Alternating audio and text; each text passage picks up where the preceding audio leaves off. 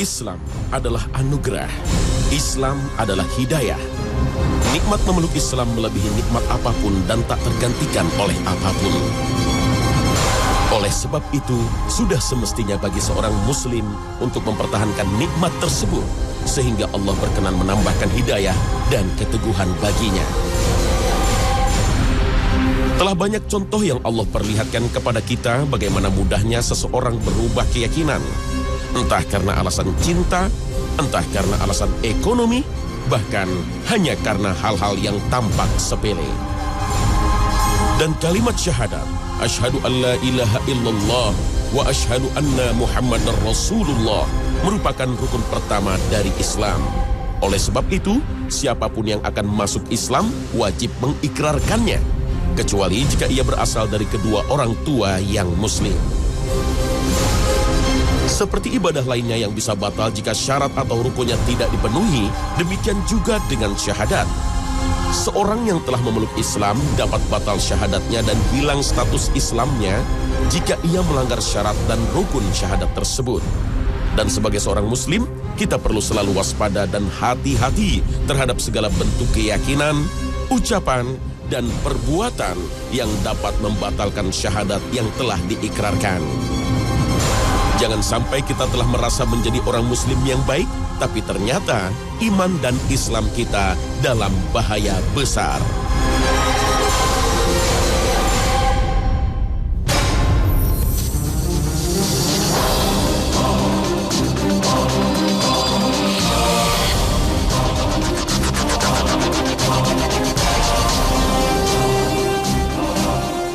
Assalamualaikum warahmatullahi wabarakatuh.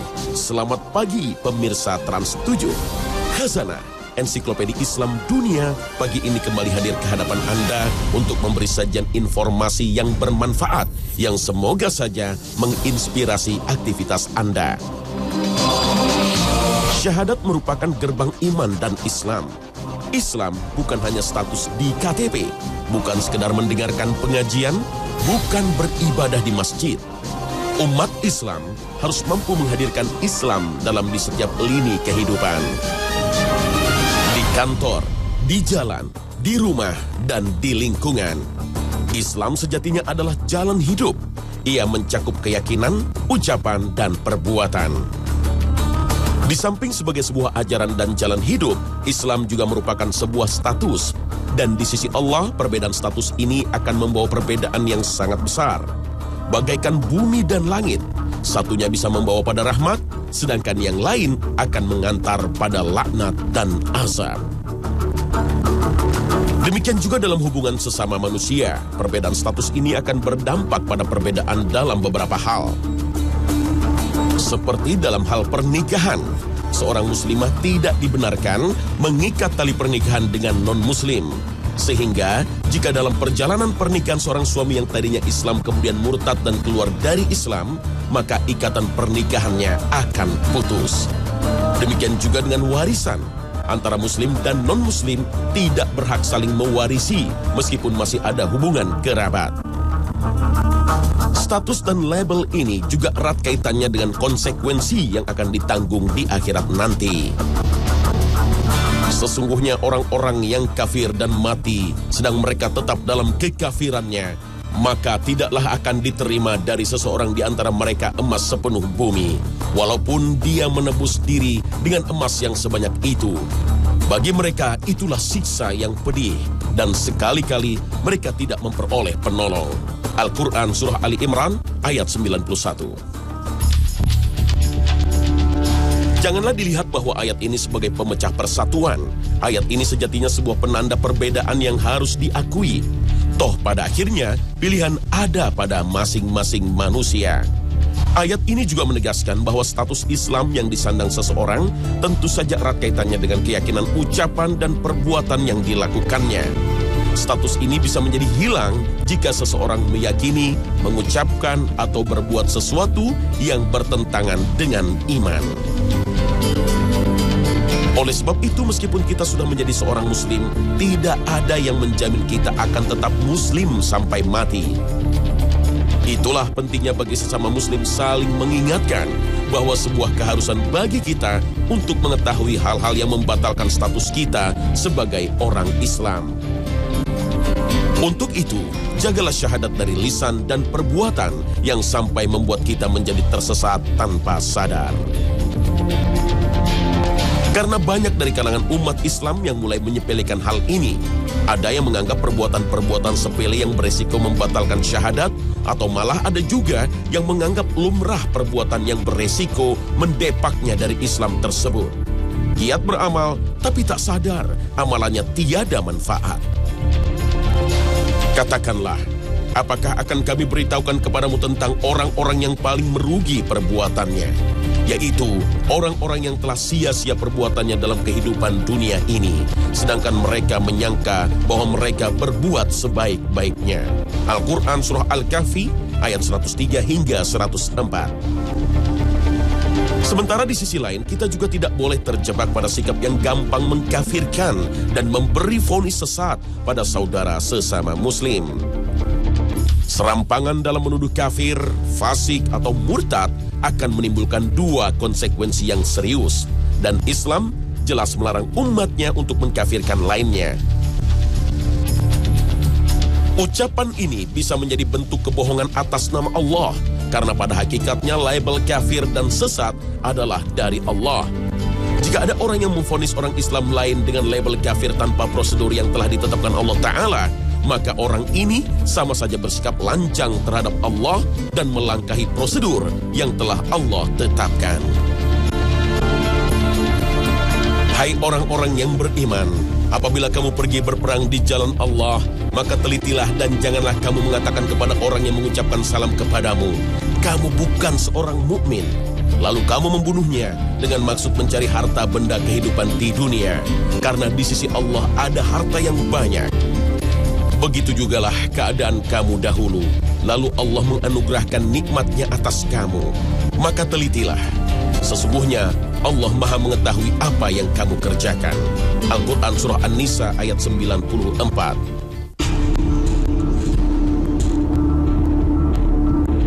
Konsekuensi yang kedua adalah vonis atau label kafir beresiko untuk kembali kepada orang yang menuduh. Jika ternyata apa yang dituduhkan tersebut tidak terbukti atau ada hal lain yang menghalangi sehingga vonis kafir tidak bisa dijatuhkan. Sebagaimana yang dijelaskan oleh Rasulullah dalam sabdanya. Dari Abi Dzar, Rasulullah bersabda, janganlah salah seorang dari kalian menuduh saudaranya dengan sebutan fasik atau kafir. Jika saudaranya tidak seperti yang dituduhkan, maka tuduhan itu akan kembali kepada dirinya sendiri. Hadits riwayat Bukhari. Ahlus Sunnah wal Jamaah selalu berada antara ekstrim kiri dan ekstrim kanan. Antara yang terlalu menyepelekan, meremehkan amalan pembatal Islam, dan yang terlalu menggampangkan dan serampangan dalam menjatuhkan vonis kafir. Yang perlu digarisbawahi juga adalah harap dibedakan antara menilai suatu perbuatan apakah termasuk kategori syirik atau kafir dengan menjatuhkan vonis kafir atau musyrik terhadap pelaku perbuatan tersebut. Ini adalah dua hal yang berbeda. Perbuatan mana saja yang termasuk kategori perbuatan syirik atau kafir telah jelas dan gamblang dipaparkan dalam Al-Quran dan hadis Nabi.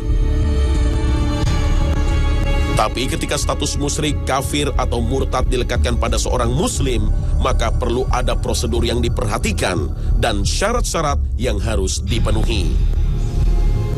Seperti perbuatan tersebut dilakukan dalam keadaan tahu dan sadar, tidak dalam tekanan dan paksaan pihak lain, bukan karena salah mentakwil atau menafsirkan, atau karena ketidaksengajaan. Hal lain yang juga perlu diperhatikan adalah apakah pelaku tersebut telah disampaikan padanya argumentasi yang cukup. Demikianlah sedikit dari syarat dan prosedur yang harus diperhatikan dalam menjatuhkan vonis kafir atau murtad pada seorang muslim. Dan ini tentu saja tidak sembarangan orang boleh melakukan. Wallahu a'lam.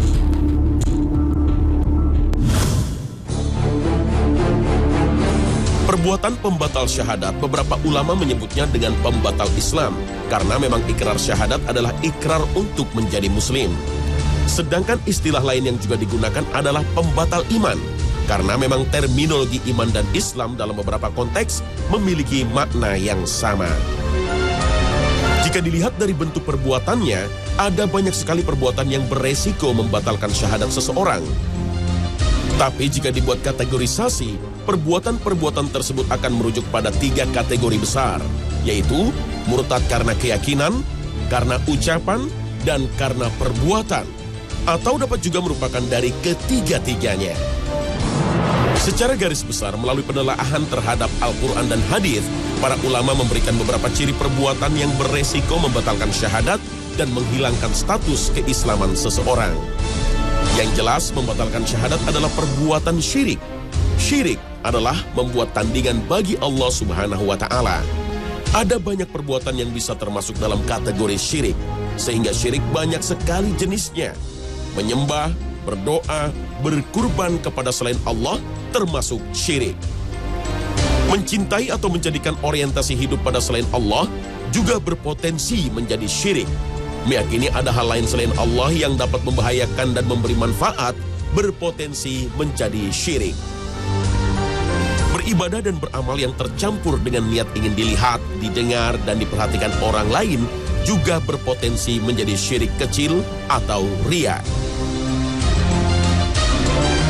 Sesungguhnya orang yang mempersekutukan sesuatu dengan Allah, maka pasti Allah mengharamkan kepadanya surga, dan tempatnya ialah neraka. Tidaklah ada bagi orang-orang zalim itu seorang penolong pun.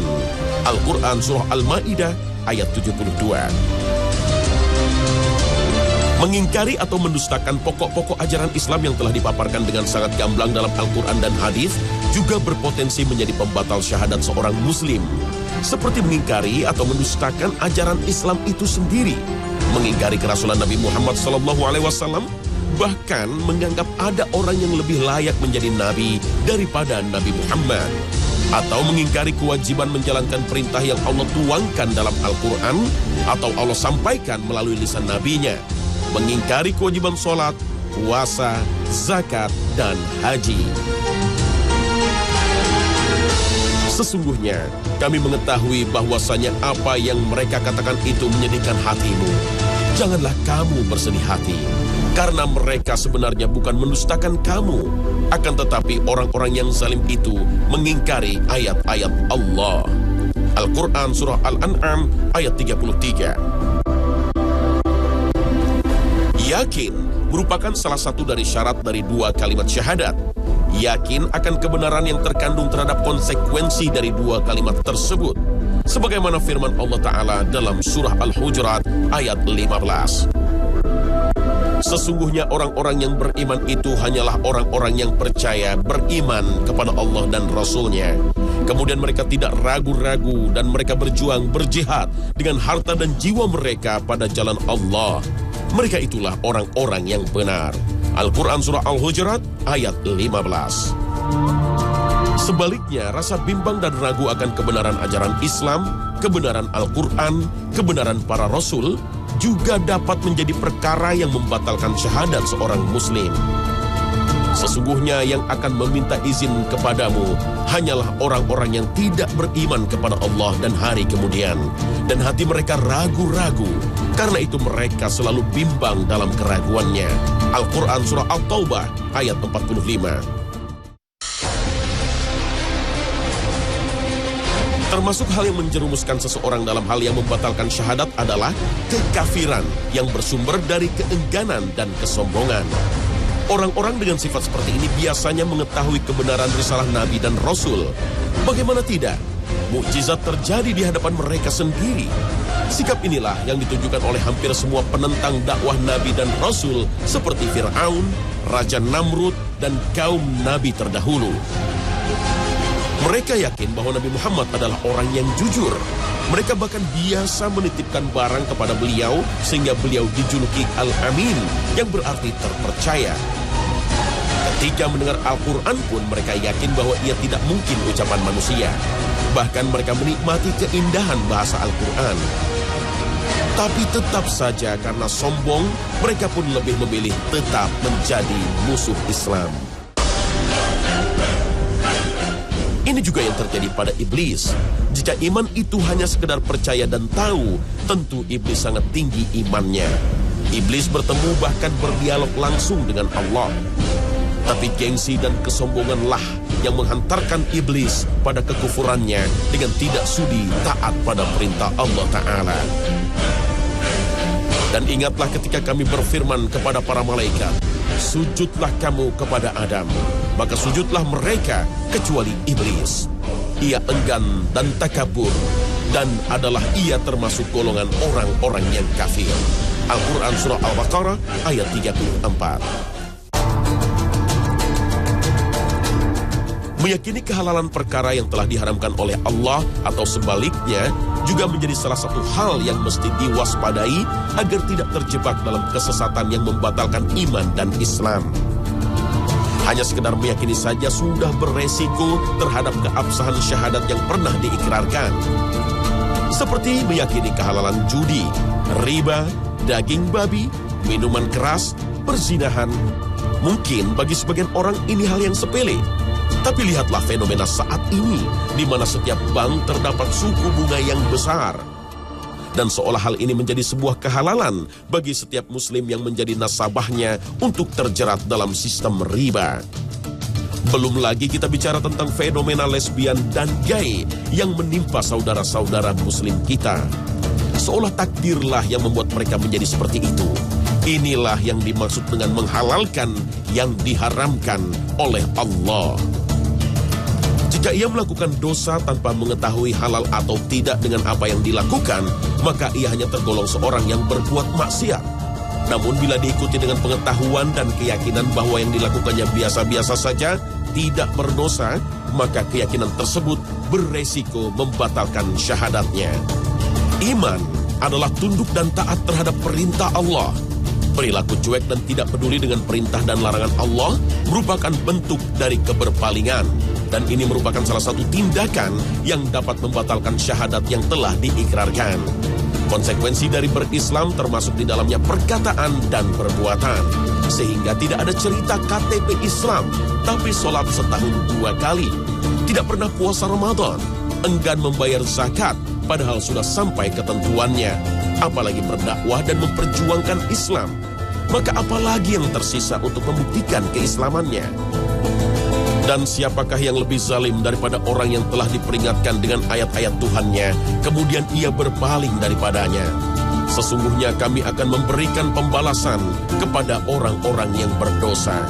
Al-Quran Surah As-Sajdah ayat 22.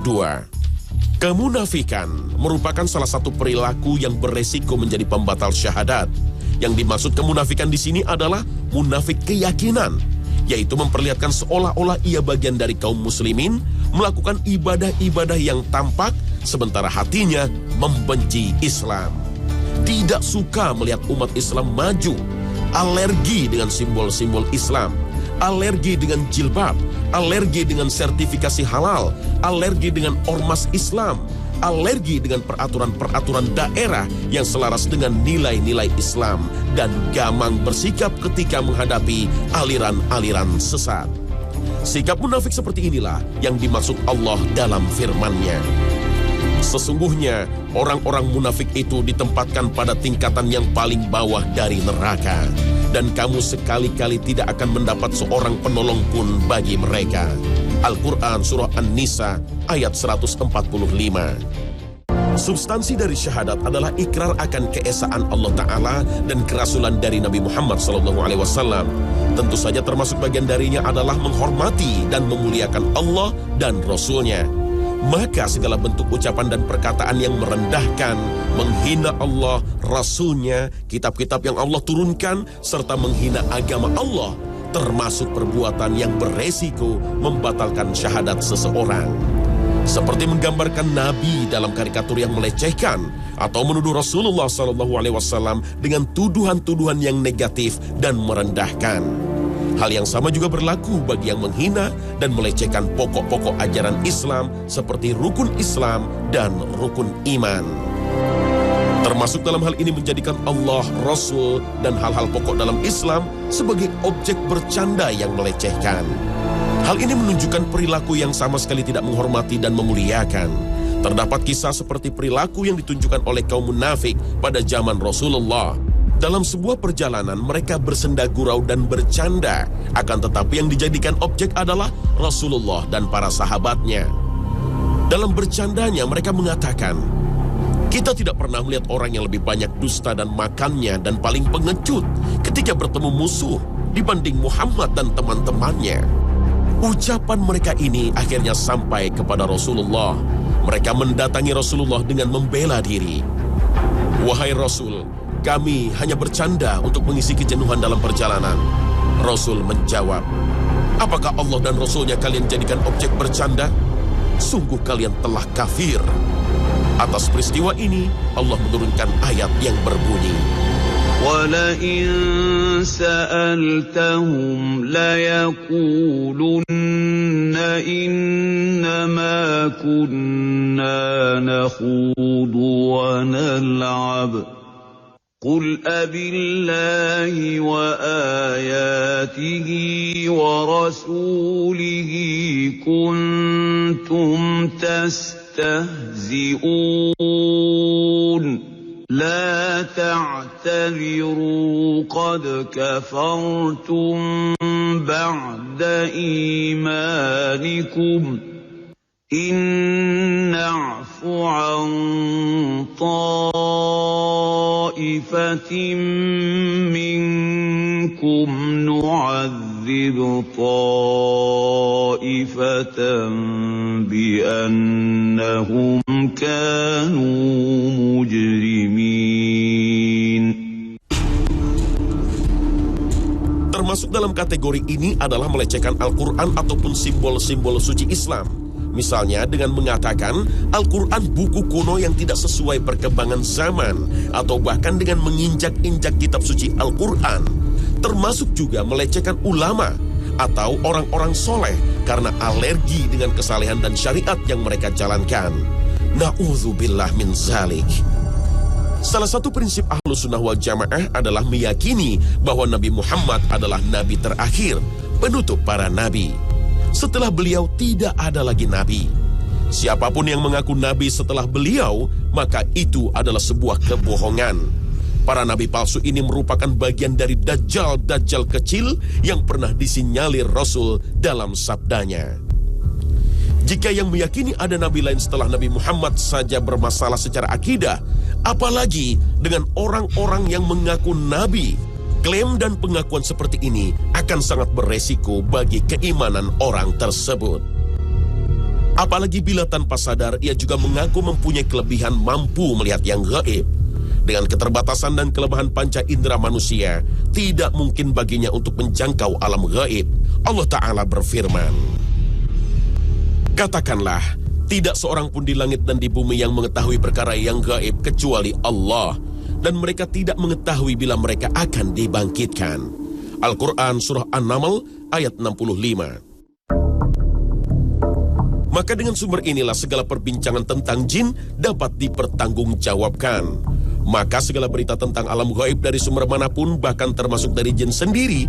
Jadi orang-orang yang mengklaim memiliki pengetahuan hal gaib yang merupakan hak eksklusifnya Allah, maka perbuatannya ini beresiko membatalkan syahadatnya. Mendekat selain yang gaib, maka sihir jelas beresiko membatalkan syahadat. Sihir yang dalam prakteknya mengharuskan si pelaku untuk mengabdi pada jin dengan konsekuensi ritual-ritual kesyirikan seperti membakar menyan, memakai minyak tertentu, atau memberikan makan benda pusaka, maka termasuk penyembahan kepada selain Allah. Karena sejatinya hidup mati kita, kaya miskin kita, sehat dan sakit kita, hanya Allah yang menentukan. Dan mereka mengikuti apa yang dibaca oleh setan-setan pada masa kerajaan Sulaiman. Dan mereka mengatakan bahwa Sulaiman itu mengerjakan sihir. Padahal Sulaiman tidak kafir, tidak mengerjakan sihir. Hanya setan-setanlah yang kafir, mengerjakan sihir. Mereka mengajarkan sihir kepada manusia. Al-Quran Surah Al-Baqarah ayat 102. Pemirsa Hasanah, Itulah beberapa penjelasan tentang hal yang beresiko membatalkan syahadat kita sebagai muslim. Tentu perkara yang membatalkan syahadat tidak terbatas pada yang dijelaskan tadi.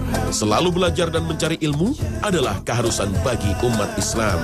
Minimal dengan panduan di atas, kita dapat berhati-hati dan waspada terhadap hal-hal terindikasi membahayakan iman dan Islam kita.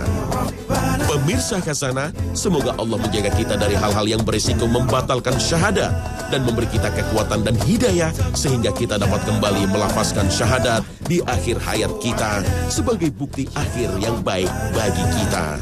Amin ya rabbal alamin. Terima kasih atas perhatian Anda dan wassalamualaikum warahmatullahi wabarakatuh.